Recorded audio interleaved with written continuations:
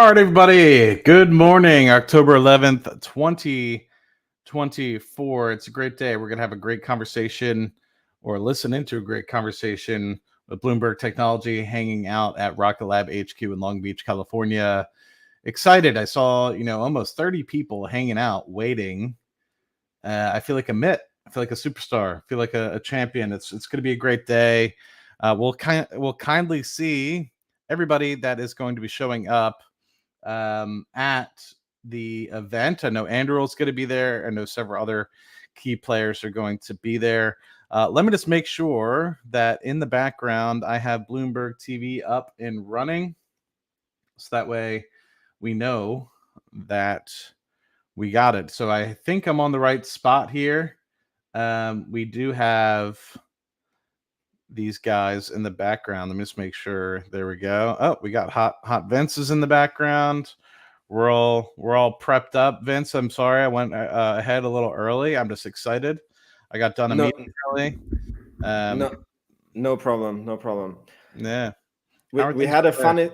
Yeah, good. Look, I'm in my passive real estate company. We're building an apartment here from no money.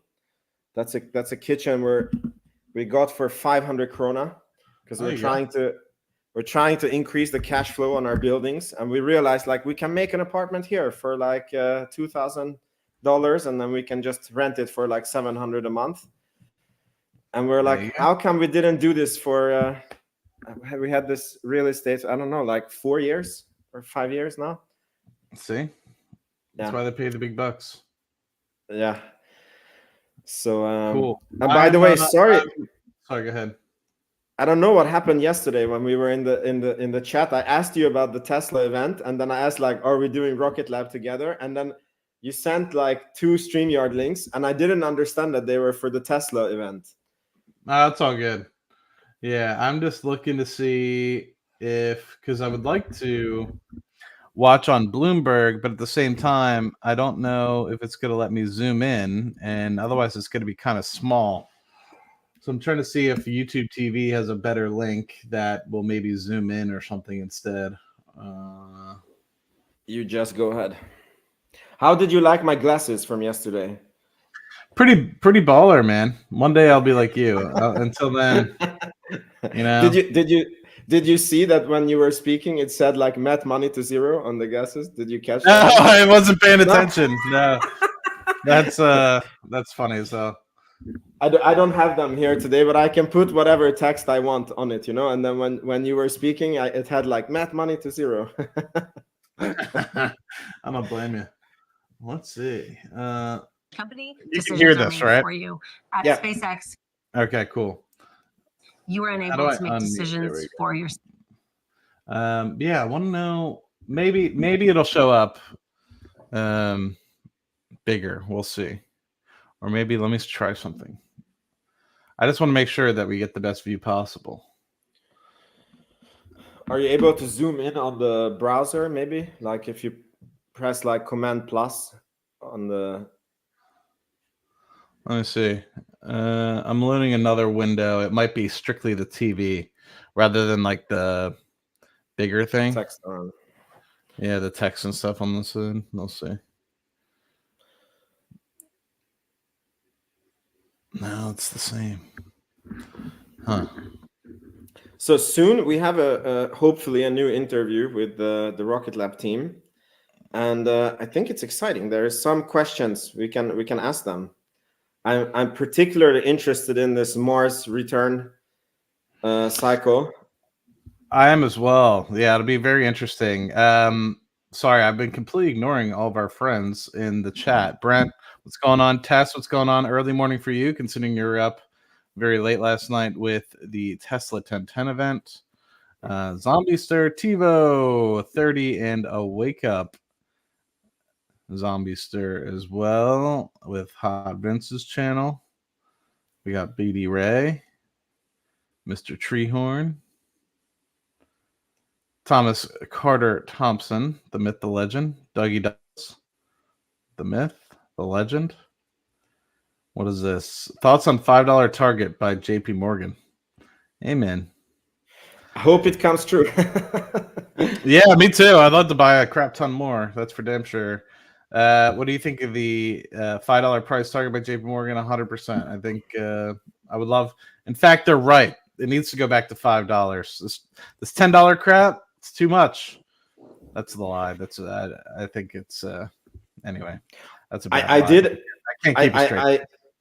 I did a new valuation model on Rocket Lab. I'm soon going to make a video on it where I added like very careful assumptions for the constellation based on what they have been saying, and added some years to what they were saying, and it does move the needle very much. Like if you even factor it in pessimistically, $10 is very, very cheap for Rocket Lab. That's all I can say for now. Yeah, we got a lot of great people in here. We got Junebug, who's cheating on me with a mitt last night. I see how it is, Junebug. But who else? Yeah, we got a lot of great people. A lot of great people in the chat. It'll be a fun time. We're about 10 minutes. What do you expect out of today, Hot Vince? I was just going to ask you the same thing. I have no clue. Like this could be like the world's biggest nothing burger. Yeah. It could literally be that Bloomberg is like, yeah, we want to expand our coverage, and space stocks have been hot, and we're going around to different space space companies to get to know them better, or it could be that, I don't know, they announce something. It could be that they talk more about this Mars sample return. Do you know any rumors, or what are your expectations? No, I think I hope people aren't expecting some big announcement. I think everyone assumed, and maybe that's been, maybe there still might be with some partnership with Anduril. Maybe they'll announce some hasty partnership or something like that. But at the end of the day, I think it's mostly just going to be a conversation between three great companies, and I think it's just Bloomberg Television trying to give a little bit more viewership to the space market and see what potentially is going to be going on there. I think what they're recognizing is people are really excited about ASTS. People are really excited about Rocket Lab. People are really excited about SpaceX, and being able to see what's going on in those particular areas is something that could drive more people to come to Bloomberg. Like, I don't think a lot of people come to Bloomberg Live TV, right? I think this is something that at least the 100 or so, almost 140 people that are in here, and then whoever's joining on X and whoever's joining on Twitch, very few of us, I think, go to Bloomberg Television. I know, Amit, when he goes live, he goes to CNBC and he kind of looks as to what's going on in the markets there. So it's different. This is something I didn't even realize that Bloomberg TV had live TV until I was looking at it last night. I was like, I got to be prepared for tomorrow, and so for me, this was kind of a new thing, and I was like, you know what, this is kind of cool. It's something that I'm probably going to use going forward. So I think it's just another piece for them to continue to build partnerships and build who else can potentially be on Bloomberg and look and see what you can do with it. So I don't know. I'm excited to see what Adam has to say. I know Peter's not going to be there, which makes me sad. But at the same time, Adam does a phenomenal job, so it'll be a good time. Adam is a very smooth talker. He's one of the best CFO. I think he's the best CFOs out of all the companies that I follow. That's a bold statement. That's a bold statement. I mean, think about it. Maybe you follow different companies, but who? I'm curious. Like, who do you know that is better in what way? To be honest, the person I've interacted with most and have really studied the most, I guess, is Adam. So I think you're onto something there.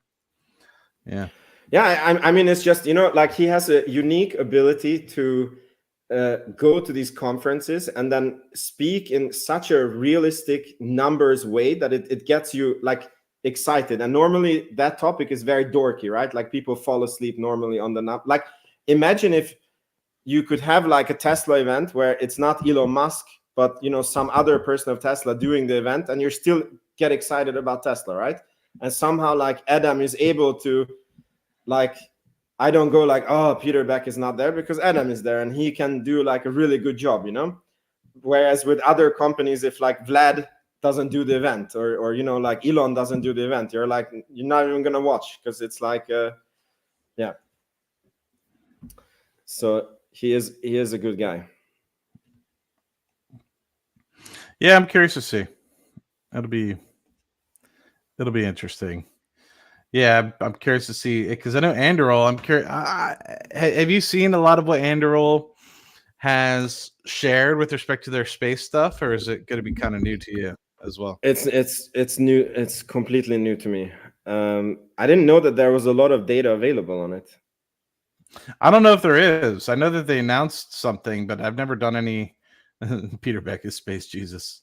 I haven't really seen any true material come through, and there are some people that are very big Anduril bulls that, you know, are on my feed. I think a lot of people are bullish about Palantir, obviously, and Anduril, the founder, came from Palantir, so I think it's a lot of people trying to get excited about what's potentially going to happen there. Isn't the founder of Anduril Lucky Palmer, and he came from Facebook, no? Or is that maybe you're probably right? No, you're probably right. I might have mixed that up. I might be thinking of a different company.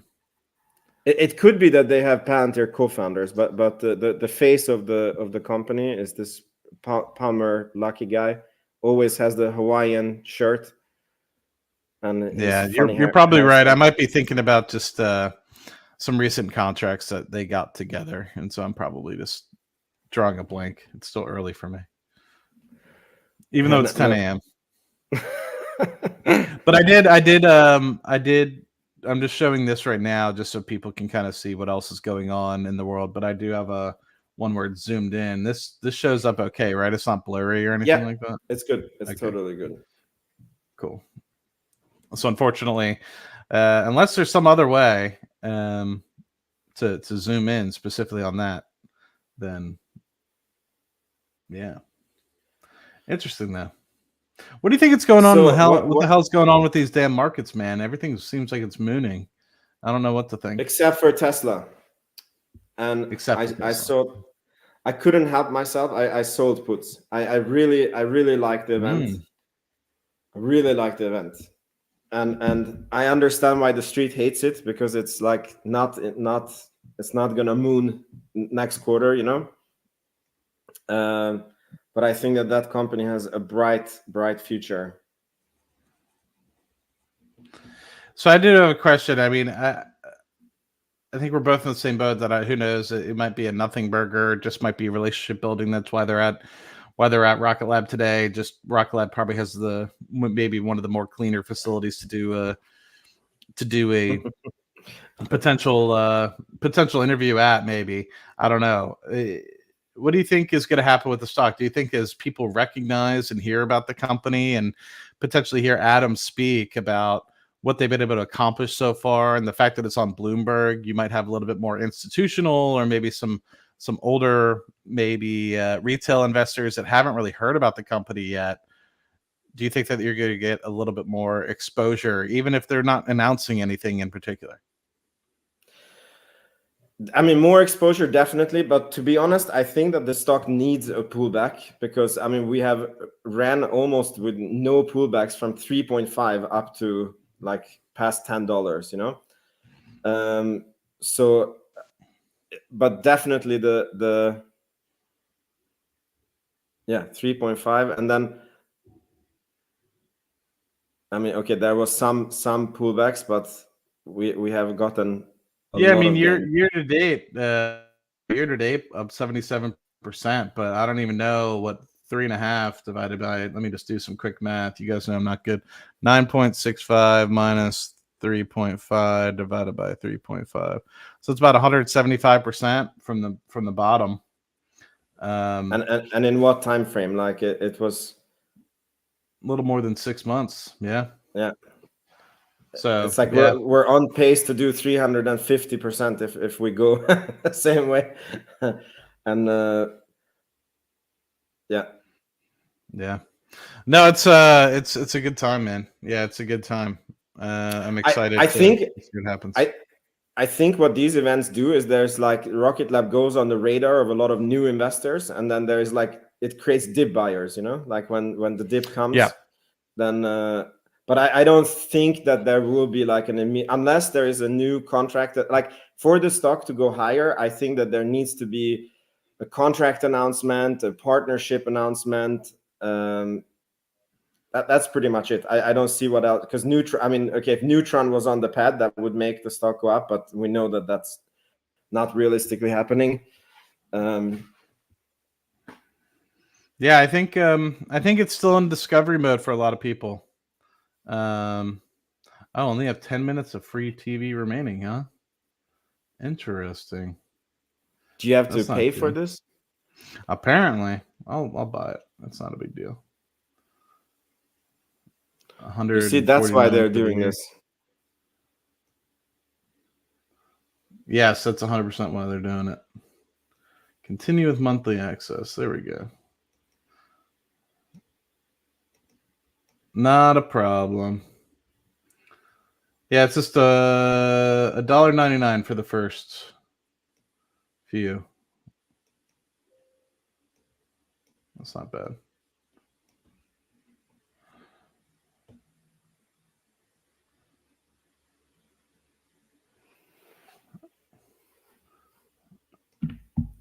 And it should be starting in 1 minute.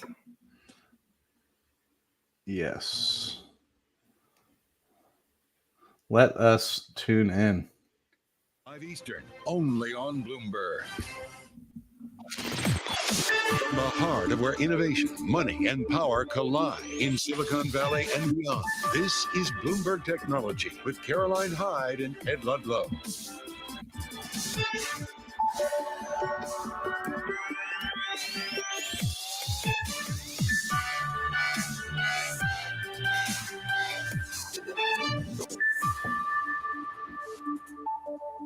Welcome to a special edition of Bloomberg Technology. We are live from Rocket Lab in Long Beach. Coming up this hour, we'll bring you conversations with some of the biggest names in the space and defense technology industry, Ed. And I want to be honest with you guys, we're here because we've been on the road in SoCal, but this is where the industries happen. What started with a single name has boomed into thousands of startups, many here in Southern California, and in commercial space, this is how it started.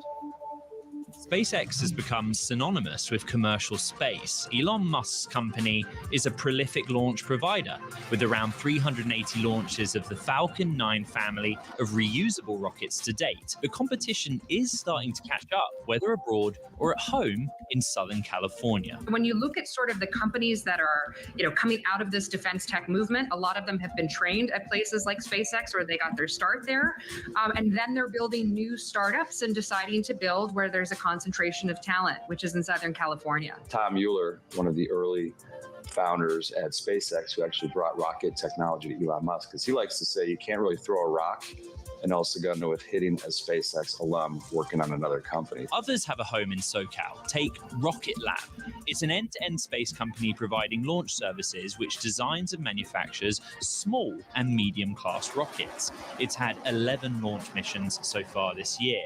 Elsewhere, another launch competitor is United Launch Alliance, which is transitioning from its previous rockets to the next generation Vulcan family. The Pentagon has bought several Vulcan launches to fly before the end of this year, but delays have put pressure on the company. It has launched 2 Vulcan rockets so far.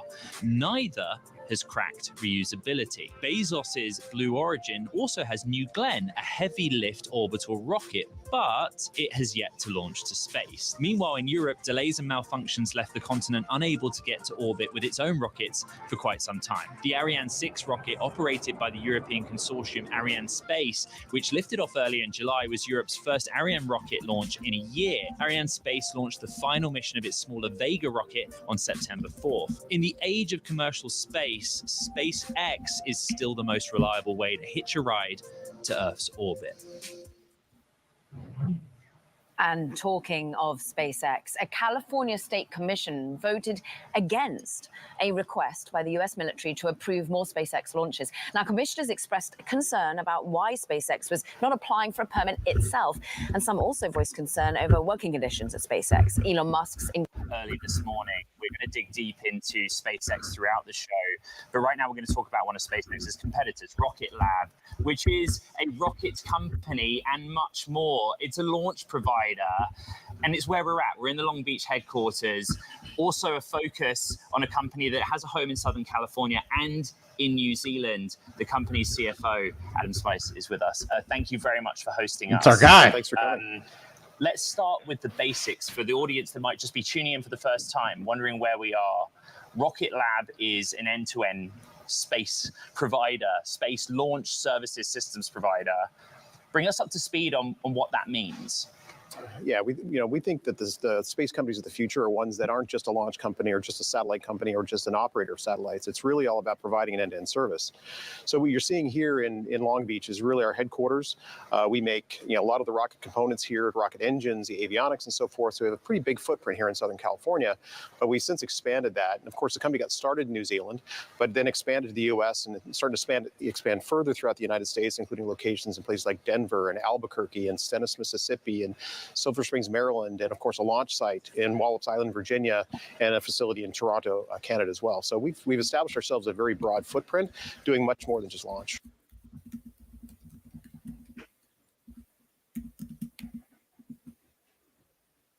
Is it black now? Is it? What happened?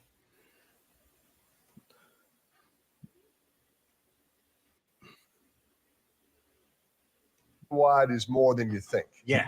Commercial break. Ready market updates make it easier for me to guide clients, giving me more time to keep plans on track. Total time saver. Okay, say that 3 times fast.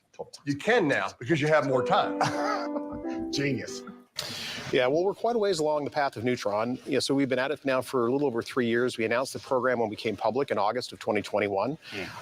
It's amazing to see a rocket program come together. I hadn't come from a space background before joining the company about 6.5 years ago.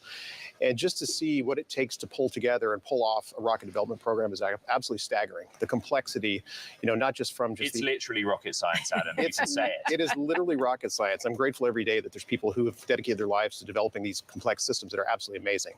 So it's a very it's a very detailed, very arduous task to get there. And I think that's what's so exciting from a business perspective is the fact that if you can do it, you're one of a few numbers of organizations in the history that have actually pulled it off. And so it creates a very defensible position because, again, space is very, very hard.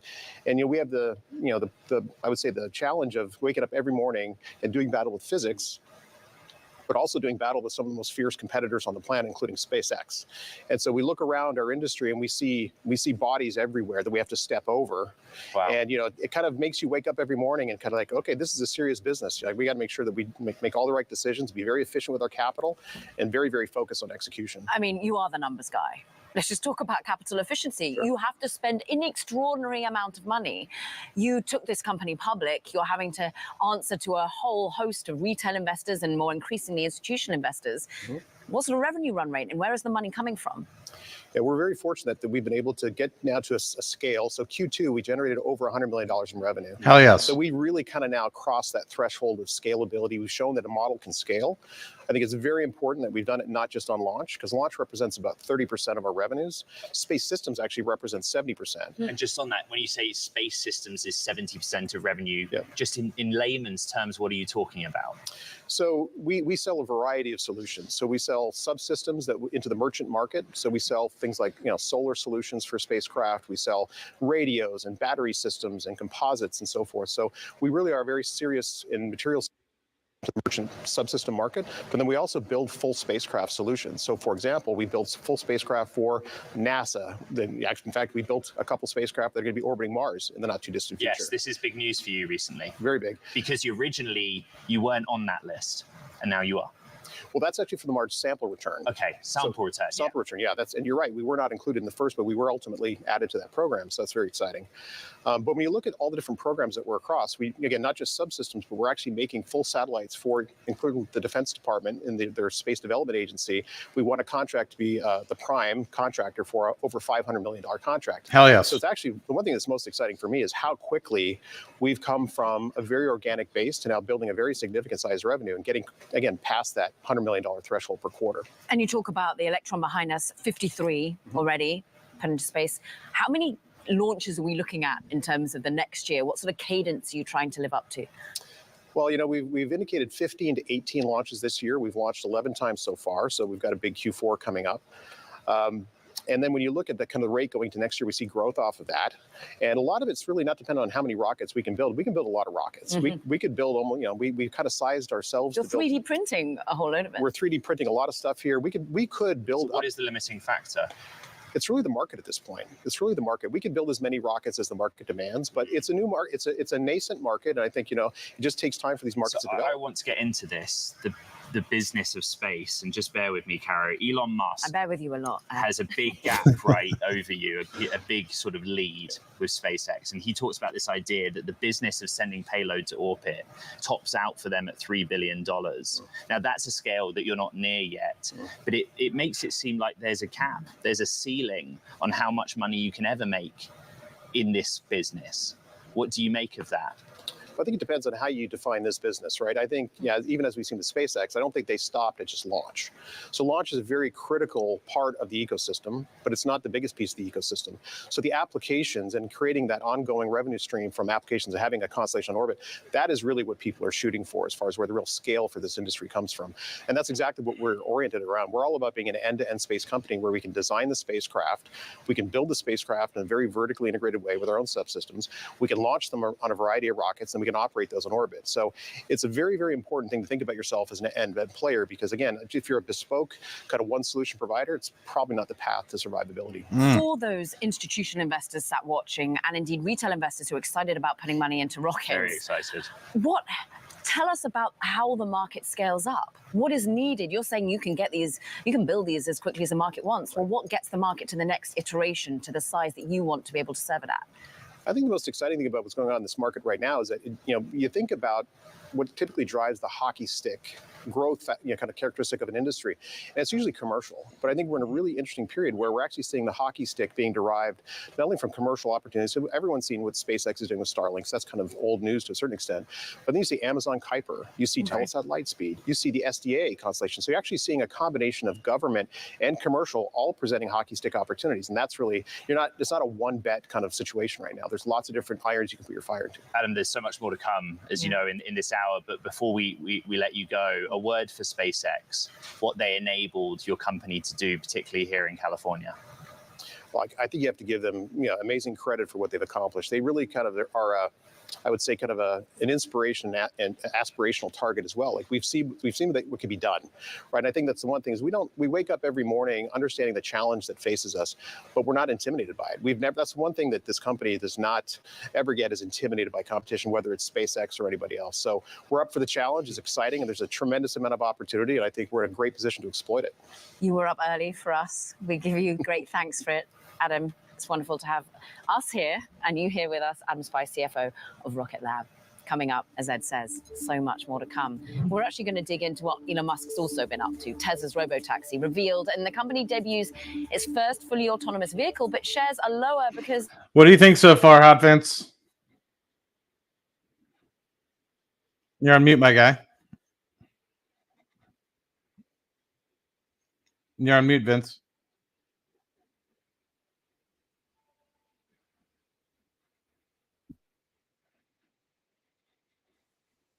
What the heck? I couldn't unmute. Do you hear me now? Yeah, I can hear you. Can you not hear the stream anymore? Right? It's off. Yeah, it's off. It's off. Okay.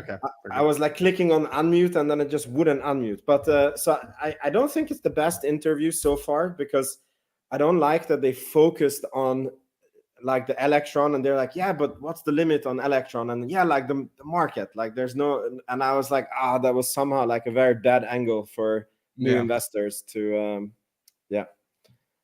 I think there is that headwinds, but I think what they started to touch on, they touched a little bit about Neutron, and I know we had that little brief hiccup for like 15 seconds or so.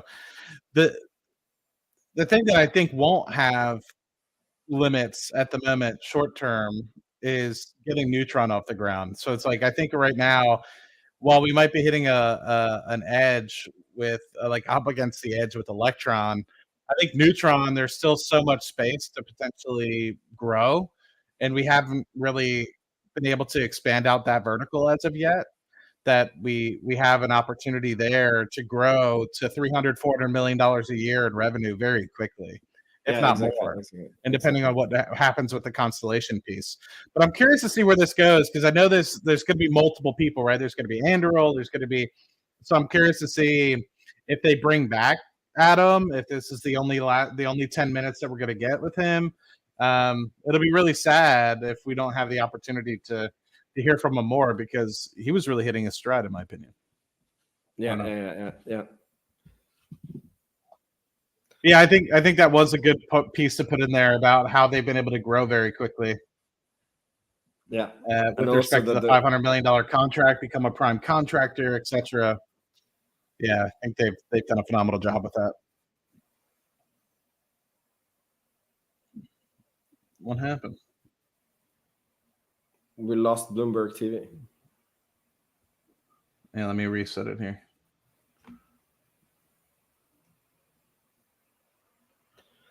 We are Abraham Stern. What's that? No, somebody commented, nothing burger. What's the next catalyst, though? Yeah. Favorite zone, Cal zone. But in 2026. A little optimistic with timeframes as ever. Tesla CEO Elon Musk unveiling rough production timeline, should we call it, about its new autonomous cyber cab. Shares of Tesla, look, they're lower this morning. The announcement significantly lower. And it's because of cynicism, skepticism, right? A lack of detail. We are down 9% over the last two trading. Oh, wow. Is a holder of this stock, was there at the event of Laffertengler Investments, and you too have a little bit of element of more questions than answers right now. And it's based on experience. I just want to say you got inside the cab. Yeah. Go from there. Yeah, well, it's awesome. I mean, you know, Elon said the future should look like the future, and it does look like the future. We just don't know when the future is. I mean, there were no details except the cyber cab will cost, you know, less than 30 grand.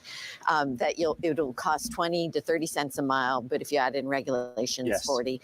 And that just felt a little bit like this to me, because there was no substantive backup to that. And so if you were there to be wowed, it was filled with wow. I mean, Optimus stole the show for me. There were, you know, the robo van is super interesting, but when, and we heard nothing about the ride sharing app. We heard nothing about. Can I just jump in on that point? Because we've done a lot of reporting on this business model, and the piece of news that immediately jumps out is that Cybercab is going to be available to buy.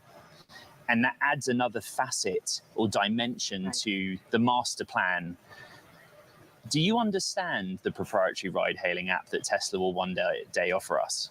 No, because we don't know what it's going to look like. I mean, he said a lot of things. There was a comment about Uber drivers are going to be the shepherds of the flock, but what does that mean? We're going to do away with parking lots because these cars are just going to keep going. So you can get, you know, lend your car back, and the parking lots are going to be replaced by parks. It sounds like he was running for office, you know, which might be a criticism of what's been happening at the moment, because look, you are an investor.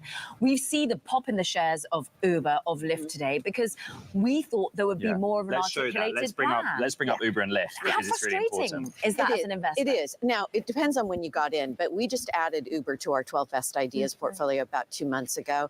It was just lucky timing because it was right before they announced their partnerships. That was the winner last night. Uber was the winner of the event, and I think enjoyed it very much. But in the near term, you mean? Sorry. Yes. What do you mean by that? Well, I mean, because now Uber up 9%, IPO, Lyft up 11%, and this is holy crap, positive, and growing. Pretty positive for the that maybe a decade. And so a lot can happen between now and then. And I think that was the disappointment, that we didn't hear anything about the Model 2. There was no specificity on things that investors care about. Now, the retail crowd that was there, you know, were shouting out, "We love you, Elon," and, you know, it felt like a party. Yeah, what was it like being there for the first time at one of these events, surrounded by the retail? It's pretty cool. I actually, that was the most fun for me, talking to retail investors, why they own the stock, why they own the cars. But these are devotees. It felt like a concert, like a mosh pit of groupies right in front of the stage. Yeah. Marguerite, who's running the show out of the control room in New York, bring up some video of the Cybercab. I want to make a point here and ask a question to Nancy just by looking at it. if you're going to do that and offer to sell it for $30,000 why not just stick a steering wheel on it and some pedals and sell it for $25,000 like a normal car? I know. And he even said, you know, there's no steering wheels and pedals, and we hope that goes well. I mean, fingers crossed. Yeah, that's right. This is the robo van as well. So the robo van, again, you know, one of his skills is keeping investors looking to the horizon. Right. Is that something you then redo your whole Tesla Model on when you see something like that? Yeah, no, because when? I mean, we haven't seen the Model 2. We're supposed to see it first half of next year. This would have been a good time to kind of give investors a sense of what's going on. I think across the board, institutional investors were disappointed, and we're seeing it in the stock price, but even in the reporting afterwards. And I expected the stock to trade down. Stock down 8%. You know, Optimus is Midday. super cool. I'm in the. Do you stay in the name, as committed in the name as you are? Yes, because we got in at 108 when he was selling off in January of 2023. We've sold back some as it rose to 270 and so forth. But I think you want to own it for the next 3 to 5 years. You may just not want to own it for the next 1 to 2 years. Elon Musk is always late, but he does often get there. Good insight. Of Laffer and Tengler Investments, who was there last night. Thank you very much. AMD saw its biggest stock decline in more than a month after the company unveiled new artificial intelligence chips, but did not provide info on new customers or kind of financial performance in the near term. I spoke with CEO Lisa Su, and here's what she said about the company's latest AI accelerators. This is an incredibly fast-growing market. I mean, if you think about, you know, what we've done just over the last 12 months or so, we've seen MI300 demand increase from when we started the year to, in our most recent earnings, we actually said we would be over $4.5 billion in this important AI accelerator market. Now coming up, what is it like working with SpaceX?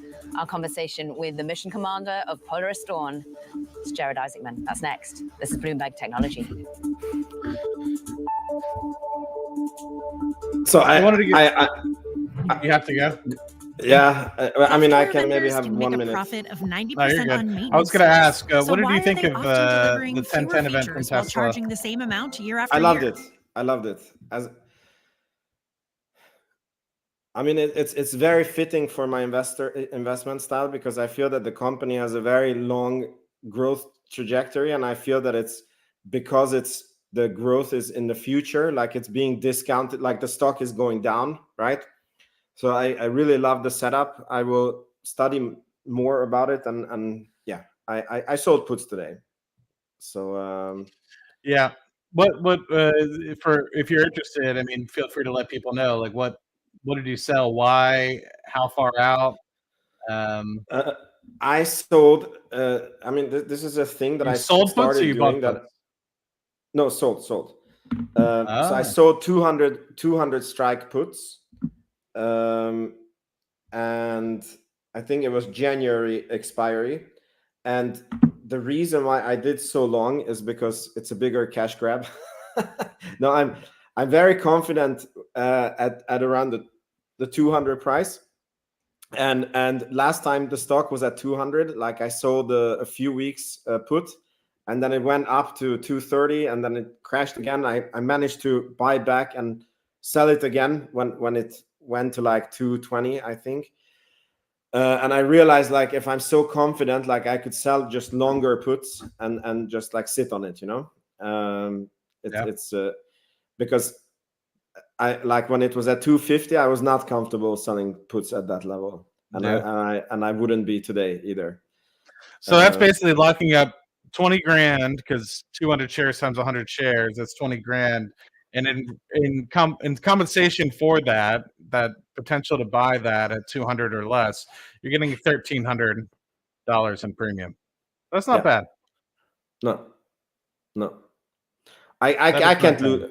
I can't lose on it. It's if Isaacman, who is mission commander of Polaris. Go ahead. No, I was gonna say that's what I found with options, that you have to create this like win-win scenarios, and if the contract expires worthless, I'm happy. If the contract expires in the money, I'm happy. So it's like I sleep really well. But I have to go pick up my son. Thanks for everyone, and I'll catch you on the replay. Yeah, talk to you soon. And that's why the first 2 Polaris missions were designed for Dragon. Jared, what we want to do with this is help our Bloomberg Technology audience around the world understand what is really happening inside of SpaceX.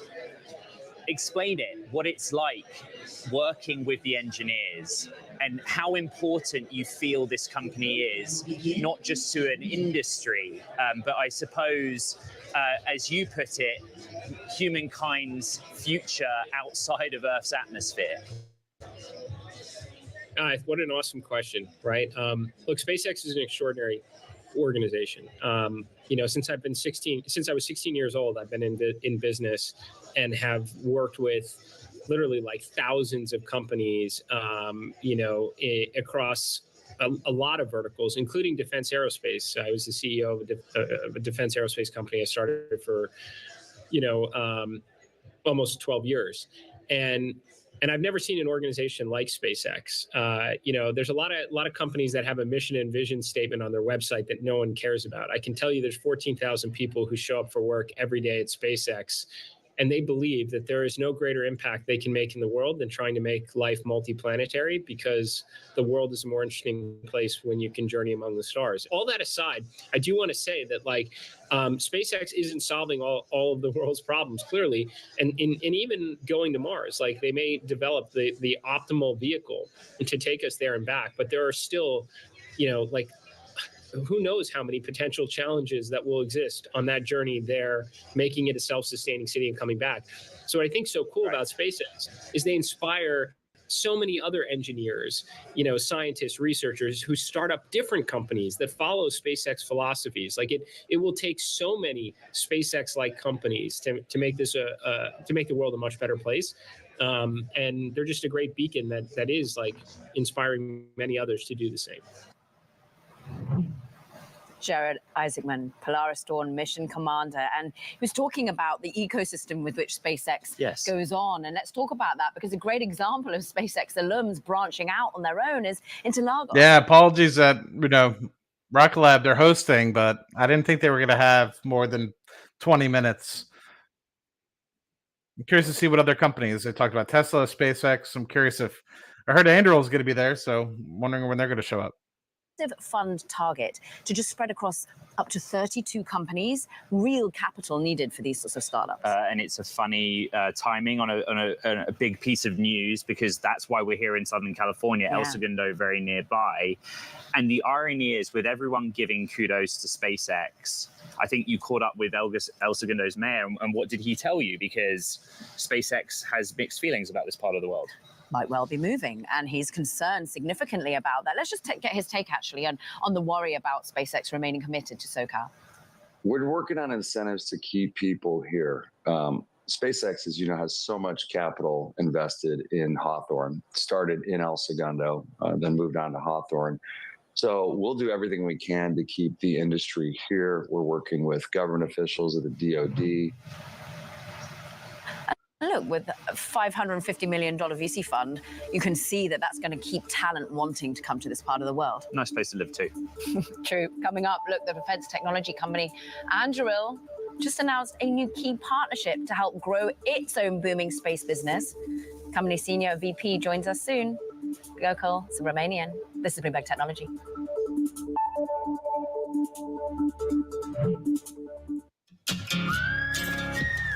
All right. I'm curious what you guys think, man. I think that is it for Rocket Lab, but I am curious to see what Anduril's going to do. So I'm going to stick around for that. And if it continues to teeter off, then let me see. I'm just tweeting this out really quick, so people are interested in. So yeah, I'm curious to see if we get another wave of folks, because Anduril is about to be up, and I'm really curious to see what they have. And the thing that I have is, like, I wouldn't be surprised if eventually you see a partnership with Anduril or a company like Anduril with Rocket Lab. And the reason being is, with something like HASTE, you're able to send something over thousands of miles suborbitally and get there with HASTE, with speed. And what you might not be able to do because obviously Electron's a very large vehicle.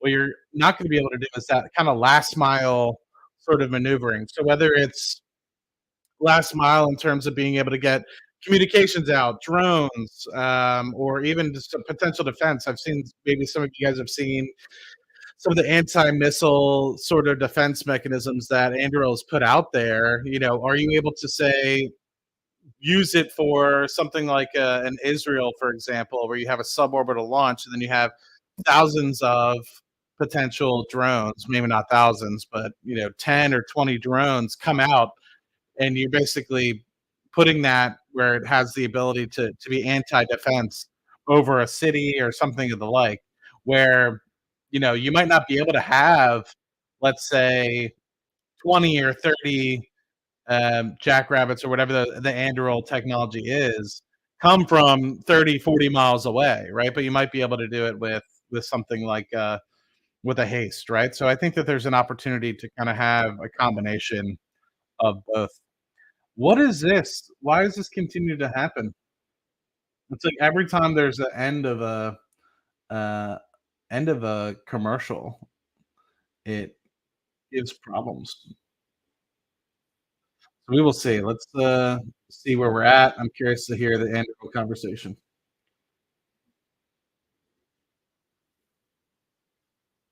I will say, Manning does a good job.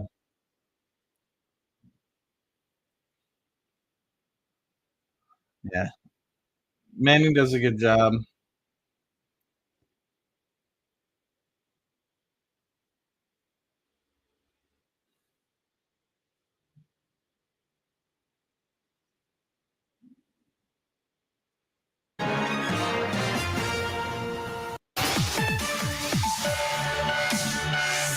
We got Michael Wilder in the chat. What up, Hot Mike? Welcome back to a very special edition of Bloomberg Technology. We are here at Rocket Lab in Long Beach, where we're taking such a deep dive into space and the defense tech industry more broadly. Yeah, and Anduril is one of the most prominent defense tech companies in Southern California in the United States. And it's quickly made a name for itself with how quickly it's managed to win contracts with the US government. Now, we caught up with Catherine Boyle, a venture capitalist at Andreessen Horowitz, to talk about exactly that. Listen to this. Anduril is a perfect example of a company where, I think Anduril always points to how long it took SpaceX and how long it took Palantir to get those first contracts from the US government. It took them a very long time. And of course, Anduril did this at a historic pace, founded in 2017. By 2020, they had their first program of record. And I think if we take a step back, it actually shows us that the government has woken up to the need to work with startups, which was not the case in the early 2010s. It was not the case when sort of the defense 1.0 generation was really building. So Anduril has shown that you can move much faster. And the thing that I think is really interesting is the success of Anduril has begotten success for startups that were founded in the last few years. The program that we always love to point to is Replicator, which was a program focused on working with startups and focusing on production that the Defense Department needs, that has become a core initiative out of the DoD under this administration. Previous administrations really focused on the Defense Innovation Unit, where it was building ties to Silicon Valley, understanding that the best engineers in the world are in Silicon Valley and that the DoD has to work with them. So I think that we always look at the private industry side, which is that there's now a talent density, there's momentum, there's capital that has really met this movement. It's in that cyber cab right now. But that would mean nothing if there wasn't an eager buyer. And the DoD has become an extraordinarily eager buyer, supportive of working with startups, understanding that they need to be a lot more thoughtful about procurement. They need to make it possible for earlier stage companies to be able to sell into the Department of Defense, and that also these large legacy primes, which have had no competition for in many cases 50 to 100 years, now have to start working with startups, and they have to integrate the technologies that these startups built if they want to be the chosen supplier to the DoD. So we have seen this extraordinary change in how the DoD views startups as a possible supplier for the requirements that they have. Great conversation with Catherine Boyle, general partner at Andreessen Horowitz, of course. Anduril's work Well, it's not just here on Earth at the moment, is it, Ed? We're going to go straight to what they're now doing in space. Senior Vice President Gokul Subramanian is with us. You are in charge of the space side as well as the software side. I mean, your focus at the business is broad. What impact do you want to make in space? I know you've got a new deal to announce. Yeah. Well, Ed, Caroline, thank you so much for having me. It's so exciting to be here at Rocket Lab, and you can just kind of feel the energy, not just at Anduril, but in the whole space ecosystem writ large. So, I mean, for us, our focus in space is really around space domain awareness and ultimately ensuring that as space gets more contested and congested with so many assets going up there, that we can defend and protect U.S. assets in space. And, you know, the space domain is so critical to everything, not just Anduril does, but the U.S. government does, right? From things like GPS positioning, how our soldiers know where they are, to communications. It's never been more important to protect that space domain in order for Anduril to do what it needs to do on the ground and to support our U.S. warfighters and allies. So the case study through the news that is out just in the last hour is a deal with Impulse. Yeah. What are the specifics of that? And based on what you've just explained to us, what does a deal like that allow? How does a deal like that allow you to do it? Yeah, I mean, we're so thrilled to be working with Impulse, with Tom Mueller and his team out there, and the innovations that they're bringing to the space domain. What we got really excited about with Impulse is their propulsion technology and the ability to access higher orbits, GEO and MEO orbits. And if people just tuning in right now, the basics of their technologies, we're talking about small sats essentially, but they can move them at those different orbits. They can move them for long durations. They're building what's called an orbit transfer vehicle, so they can move from one orbit to another orbit at a price point and a resiliency that wasn't available before. And the reason that's so important, Ed, is because the U.S.'s most critical systems are located in those higher orbits, and those orbits are extraordinarily expensive to reach. Yes. And so with our partnership with Impulse, we'll be able to put assets in those orbits to do the kinds of missions that we've been talking about. And when it comes to Anduril, we are a mission systems provider, right? We provide end-to-end systems that answer a DoD mission, whether that's observing things in space or doing other things. And so we are really, really excited to work with partners like Impulse to bring together their systems and ultimately missionize them for a DoD use case. You articulated the threat there, the idea that these assets need protecting, overseeing. How quickly are we seeing other countries doing what Anduril's doing? How quickly are we understanding that their assets are being protected, or indeed that they're going to be able to target ours? Yeah, I mean, we've heard the U.S. government say openly, space is now becoming a warfighting domain. Just like every other domain, protecting space is critically important. The stat I like to say is, over the next 10 years, our adversaries will launch more systems into space than the last 70 years combined, right? And so whether that's malicious or not, there's just so much going on up there that we need to have eyes and ears on everything that's going on and ensuring that our ability to conduct operations remains undeterred. And the pivot, the move into space for you, what's that meant? More talent, more investment? What does Anduril need to do to get to the size and scale you want to be at? Yeah, look, I mean, if you think about what we've done in every domain, right? So if you think about the air domain with our CCA aircraft, our Loyal Wingman, to the underwater domain with the submarine that's about the size of a school bus, there's one through line that connects all of it, which is that fundamentally what Anduril does is we go from traditional systems, which are high cost, low volume, and we invert that to low cost, high volume systems, right? And the way to do that is through two things. One is a focus on software and autonomy. If you want to be high volume, you got to get away from one operator commanding one system to one operator being able to control many systems. And two is a focus on manufacturing and be able to manufacture at scale. And fundamentally, we see that same need in space. If you think about the challenges that we were just talking about, we need to move to more autonomous systems, more high volume systems that are able to do these kinds of missions as space gets more and more contested. Throughout the year, we've covered Anduril. Trey Stevens, the executive chairman, has come on the show. Palmer Luckey has come on the show, one of the co-founders, and it's been in that context, that portfolio of products, but also I want to come back to space. I think it's probably a smaller or newer area of the business. Is that fair? That's definitely fair. And so let's look forward. Yes. How are you growing it? You know, Caroline talked about talent, but from a product perspective, Will you offer many things? Do you feel that it's an area of growth for Anduril? We see it's an area of tremendous growth for Anduril, and it's really the demand signal that we're seeing from our customers. And a big part of that actually is the partnerships. The analogy I use is we want to bring a team of super friends to this market. All these companies in this area, many startups that you're going to talk to today, where we're really special is our ability to understand the government mission and put together a solution. And with the government, the demand signal we're seeing loud and clear, you heard Catherine Boyle talk about it earlier, is wanting to work with many startups, each of which provide a unique capability, but they need to be put together to solve one of those problems. So if you go back to the analogy of the super friends,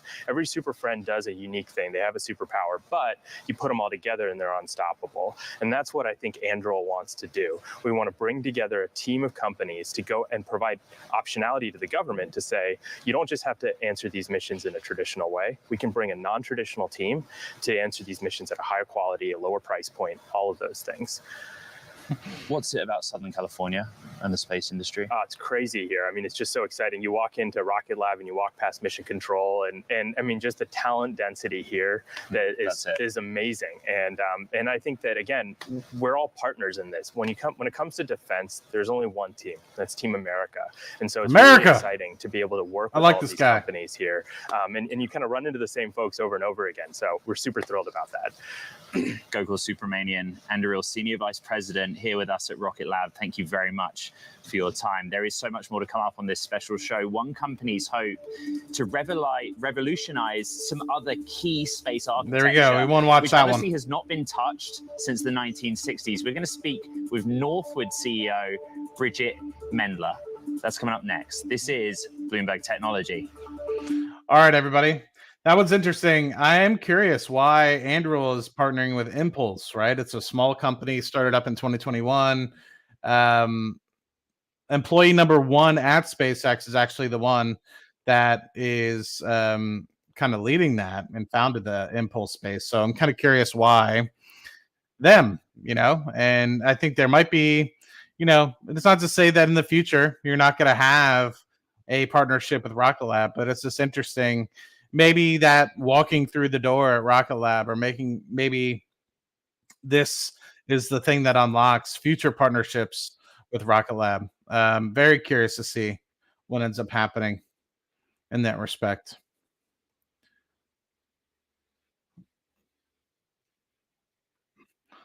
So while we are just hanging out waiting, let me just tweet out.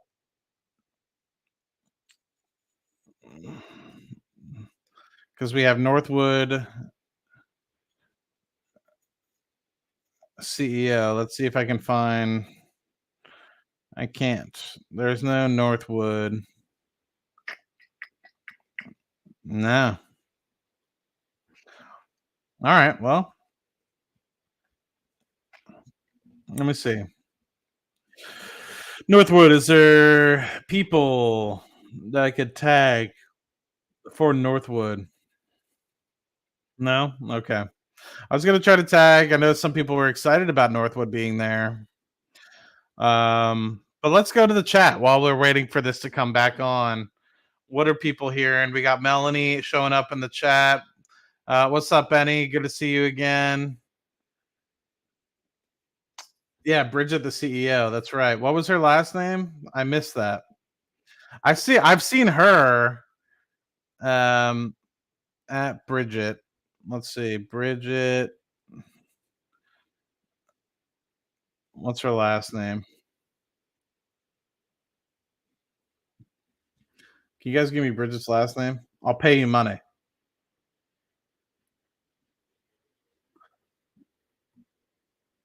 But in the meantime, Rocket Lab hanging out at $9.60. Tesla, let's see where they're at. So Rocket Lab up about 2%.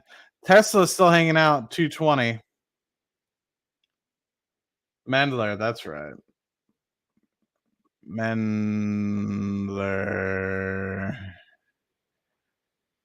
Oh no, there's like a billion Bridget Mendlers.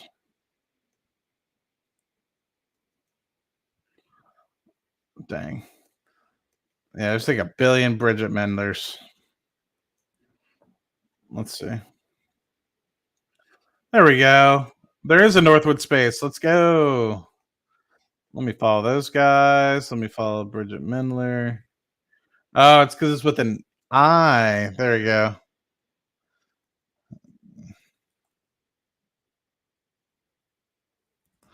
At Northwood. All right. It's not crapping out this time. Northwood, it's a space startup that wants to build ground stations that talk to satellites. Look, you know the big circular dish antennae, but ones that can actually be scaled and scaled fast, built and installed in just a couple of days. You might recognize Bridget Mendler, of course, from her acting roles. Now, Northwood CEO. Bridget, welcome to Bloomberg Technology. And tell us about the sheer infrastructure and technological feat you are trying to take on here. Yeah. Thank you guys very much for having me. Really excited to be here. I think, for space companies, you're running a business that is completely reliant upon connectivity, but Yes. Connectivity with space is stuck in a different era where you anticipate outages or you find very expensive and cumbersome solutions for outages in a way that would be completely unacceptable in other industrialized sectors. We were actually talking to a space company yesterday that had their contact time just slipped out from under them at the last minute. And so it's really hard to think of how to deliver a reliable business to your customers under those conditions. And so we're excited to really change the expectations for space companies where you have this always on, reliable, and frankly, dynamic satellite connectivity that you would expect of your power grid or of your cell phones. And so we think that this is a huge opportunity space, and our first contribution to it is through shared infrastructure through phased array antennas, which offer a 10x improvement on availability for satellite operators, along with a lot of other exciting features of phased arrays. We explained earlier in the program, like antenna arrays have not really been touched since the 1960s, but you know what they are. I mean, if you're ever lucky enough to drive past one, and you kind of marvel still at the romance of space infrastructure. Absolutely. But I guess the point is that for all of the expansion of constellation that's happening above our heads, you've got to have it. What is different about your antenna? Like what is different about what you're offering? Yeah, I mean, the model that we are aiming for is something that is scalable, as you all said, that can be deployed swiftly, that can be really responsive to changing needs, that can be placed in more dynamic locations. So, we're envisioning a system where you could be on a rooftop, or it could be in a parking lot, or it could be, in some austere location. This first demo that we did, it was deployed in 6 hours. That was our very first time bringing it out into the field. So we're excited to bring that time down even further. We built our very first system in 4 months. So we're looking to, bring that time frame down even further as well. And so, when you think about cell tower infrastructure and that expansion globally of infrastructure that enables the cellular industry, that's the kind of scale that we need for space to accomplish all of these super exciting missions that have been talked about today, and that we're seeing pop up day after day. Can you give us a sense of timeframes? How long it took from standing start to demo, and how quickly from demo to getting it out there into the world? Yeah, so for Northwood, we really prioritize bringing on the right people, the right parts, and the right processes. So we've focused on building a team of people that are exceptionally experienced in their respective field. We've sourced parts from different corners of different industries that are traditionally used within the aerospace sector. So we have kind of those timeline and cost advantages. And then in terms of processes, we're really focusing on a design for manufacture methodology so that we can, build things swiftly, have things really consolidated into modular units, and just approach that differently. So for us, in our first iteration, this was from the very beginnings of the design phase all the way through, sourcing those parts, assembling those parts, testing it, and then getting it deployed. That was that 4 month time frame. And frankly, if there weren't some persnickety board vendors, we could have been a lot faster. Okay, so is that the holdup? Is it regulatory? You come from having experienced the government side before building in the private side. What are some of the bugbears?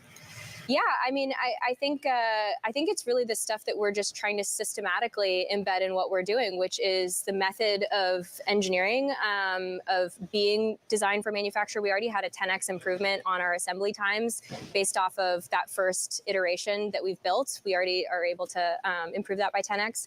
And the parts that we're sourcing from, our supply chain, to date, fully US, and it's a supply chain that is actually able to be really flexible in timeframes. And so your customers will be SpaceX and Amazon, or defense?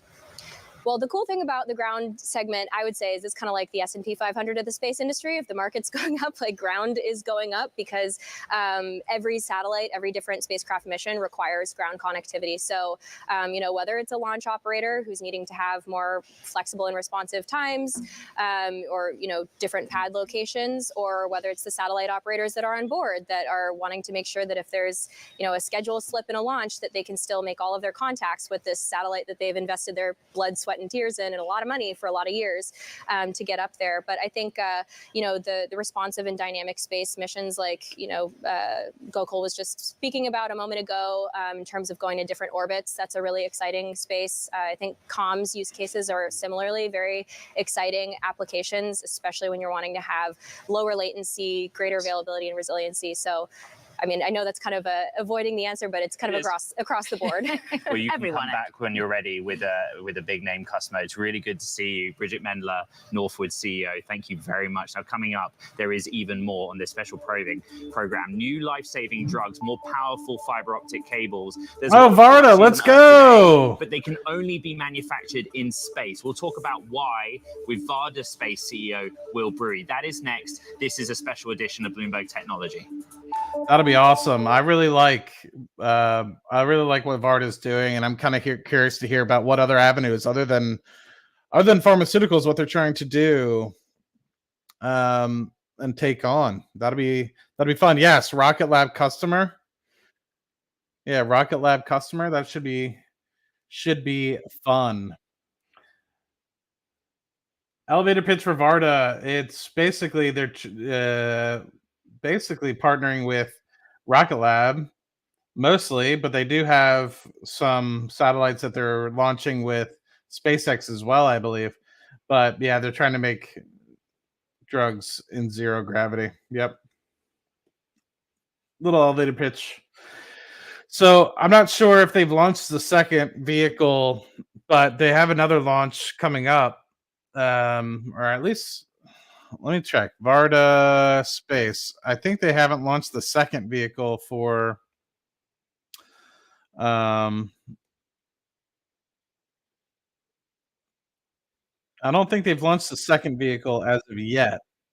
I think they're in the process of. But I know that they successfully brought back they launched something and then 6 months later landed it back on Earth, which is pretty cool. It's the first time that it had been done before. Once again, first for Rocket Lab, first for the world, I think, for like zero-G pharmaceuticals, if I remember correctly. I might be speaking out of turn there. No more Rocket Lab, but what I am seeing is potential partnerships for Rocket Lab to continue. We will see. We will see.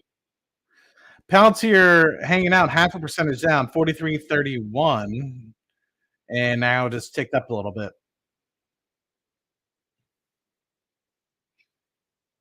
But it was interesting to hear from Anduril. It was interesting to hear from Northwood. I never really heard much of Northwood, so it's nice to hear about their vision and what's going on there.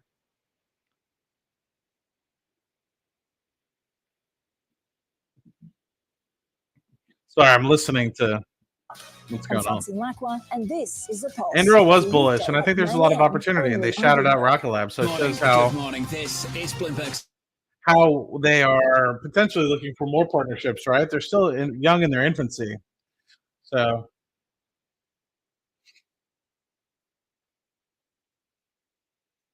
all right. Let us get back into listening to the Varda CEO. Here we go. Okay, how do I say this? Varda Space is a company which builds little spacecrafts that process pharmaceutical materials in orbit and then bring them back down to Earth.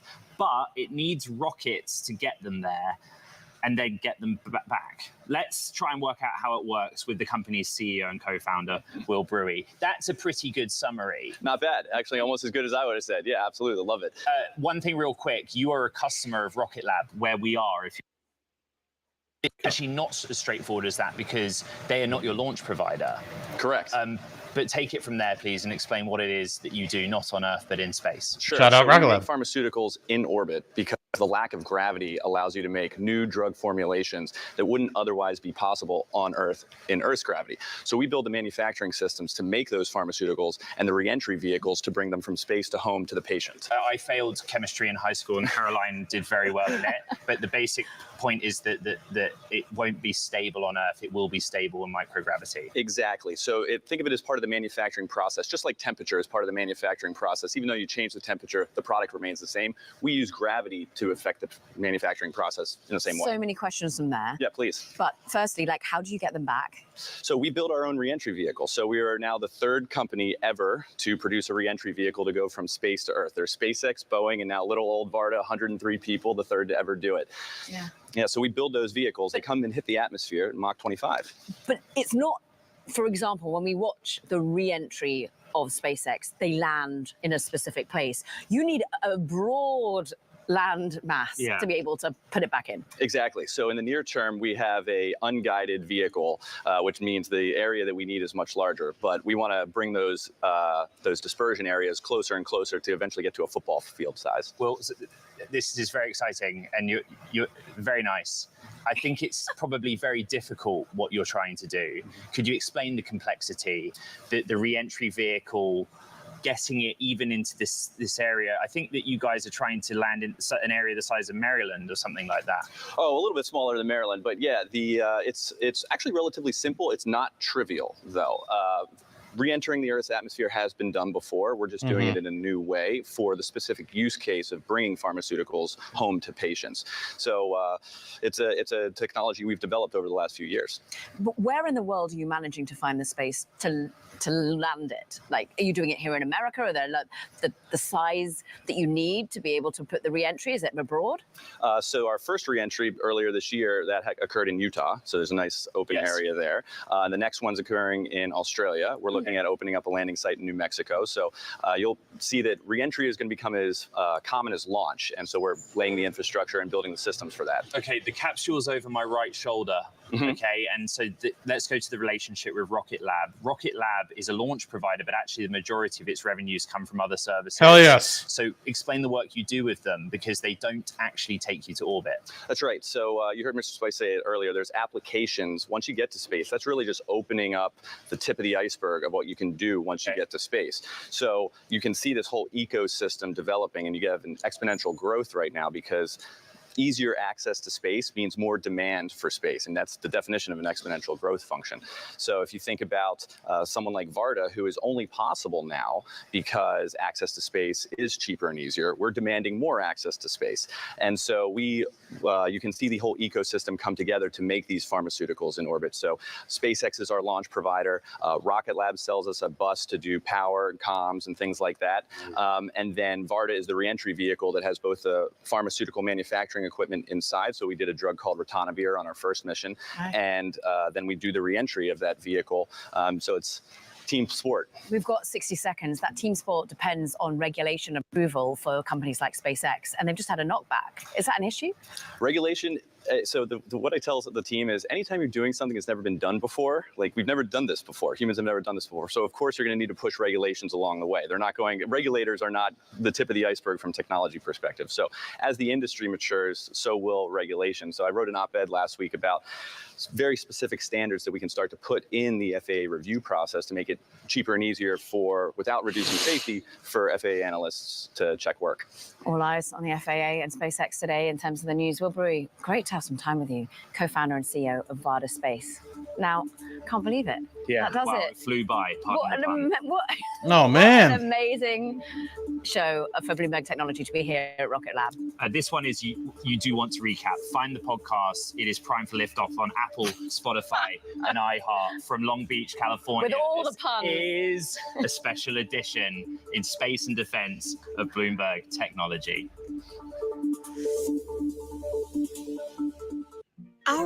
All right. So that might do it for Bloomberg Technology segment at Rocket Lab headquarters in Long Beach. I appreciate everybody tuning in. It's been a lot of fun. I think that there was a lot of opportunity to see the potential for Rocket Lab and the space that they're playing in. You saw and heard from Anduril, you heard from Northwood CEO, you heard from Varda, you heard from a lot of different companies there that potentially will use or have used. The thing that bothered me in that last interview with Varda is he neglected to mention that Rocket Lab put that satellite into space as well, right? It was Varda, yes, that helped design some of the capsule, but they launched them, and I think that maybe they didn't want to hurt SpaceX's feelings, because I know that there will be a second launch, or already has been a second launch using the SpaceX vehicle. So, but just made me a little bit sad that they didn't mention that the first launch was using Rocket Lab Electron. So maybe I'm just a little bit bitter, but at the end of the day, I think that was a really good opportunity. I will probably snippet out the first little bit of the Rocket Lab specific chat with Adam. I think he did a really good job. I know I saw some people having a little bit of heartburn associated with they didn't ask him enough about end-to-end. They didn't ask him enough about Neutron. They didn't ask him enough about... But at the end of the day, he only had a 10-minute segment. And I think that at the end of the day, Adam did a phenomenal job displaying the benefits of what they've been able to accomplish so far and what he's been able to see over the last 6 years as being CFO at Rocket Lab. And man, he's definitely been a key hand in the change that's been going on. If you think about just where they were as Vector Acquisition Group, or prior to Vector Acquisition Group, really, combining with them as a blank check company and de-SPACing, just over 3 years ago, they barely had any of these additional space system companies within their remit.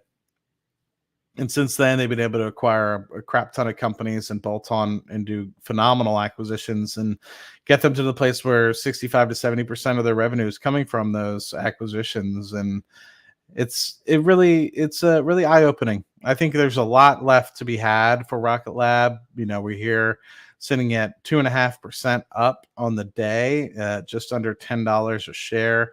It's my favorite and largest conviction stock that I have in my portfolio.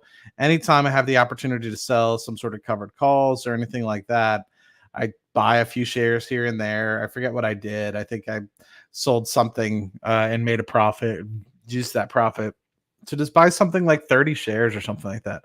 Eventually, those 30 shares will just be worth thousands of dollars. So you might be thinking 30 shares, that's $300. It's not anything, but I think we're early days. If you look at Rocket Lab and you see what kind of market cap it is today, 4.81 billion, and you're playing in billionaire territory at this point. I mean, you think about how Lockheed has been able to explode and many, excuse me. Many other companies. I mean, Lockheed, it's a $140 billion company. And you have General Dynamics and all these other defense companies for the United States. This one's another $82 billion company. So you're in that realm of basically hitting as valuable as these companies are, and all the way potentially looking up to where SpaceX is, which is over 200 billion. Okay. Maybe I'm just losing my mind. I think I am. It's too many things to keep track of with Varda, but they were helping with the bus. You're right. So, but yes, I thought that that's right. They were doing the bus and the basically the reentry and helping with the reentry. That's right. Thank you for the reminder. So yes. For anybody that's interested in Rocket Lab, I have plenty of material on my channel. Would love to have you guys check it out. And if you guys, 140 of you guys, are still here, I do ask you to potentially come over and check out my Twitch. I am trying to grow that just because it's another avenue where I can continue to monetize and also reach folks that are really trying to just do better by themselves. There's some people that are strict Twitch users, or some people that are strict Kick users, or some people that are strict YouTube users, some people that are strict X users. And at the end of the day, I'm just trying to make sure that I can be a shepherd for the retail investor and make sure that they're headed in the right direction. And I think that it's a true testament to what some of these people in the chat, the 140 of you guys that are in the chat, have been able to accomplish just by taking the reins of your own portfolio into your hands, you know. And we're not sitting here being a call service or anything of the like saying buy here, sell there. We're providing opportunities for people to understand and comprehend and digest what's going on in the markets. And with that, I think we're helping people strengthen their ability and their business acumen to be able to become better investors over time. And that's really the goal. The goal isn't to give you the best stock picks at the bottom or here or there, because that stock may or may not fit into your investment thesis, right? So yes, does that make you lambs? It makes you a lamb because you cheat on me, but that's a different story for a different day, June. But yes, Twitch is mostly a gaming platform. It's like YouTube for gamers, but it's another avenue where I can anyway. I need energy. Yeah, I had an early meeting this morning and came directly to this, and I'm gonna go make myself a quick lunch and get back to finishing off for the day. Fridays is my work from home day, so it's really nice to be able to be here. But appreciate everybody. Hopefully you guys, if you missed and showed up a little bit late, have the opportunity to go back. The first 10 minutes of the basically the stream, I guess it was only really 30 minutes in or 20 minutes in, because I started at 9:40 my time and it started at 10. The first 10 minutes is with Rocket Lab CFO Adam. And so yes, Rocket Lambs. I like that. Appreciate everybody joining. Hopefully we can have another good chat on Bloomberg TV. I think this is overall good exposure for Rocket Lab. You saw multiple people referencing things within the room pertaining to how they're helping get things into space and the space systems that they're going through. So we'll be curious to see how it progresses forward. You guys rock. I appreciate you. And hopefully I can see you guys on Rocket Lab Weekly or something else. You guys rock. And Rocket Lab to the moon, Mars, and Venus. You guys rock. Talk to you guys soon. Have a good evening.